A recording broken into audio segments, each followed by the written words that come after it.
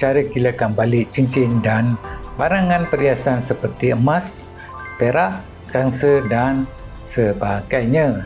Biasanya cincin yang dipakai yang pada mulanya berseri-seri, lama kelamaan akan menjadi pudar dan malam seperti tidak bermaya lagi akibat kotoran seperti minyak dan juga oxidation. Jadi perlulah kita cuci barangan kemas ni dari masa ke semasa supaya keserian kembali pulih.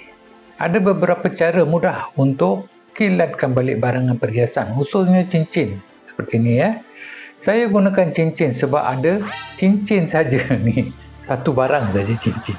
Dan selalu gunakan cara ni untuk mengilatkan balik supaya cincin ni lebih berseri-seri lah.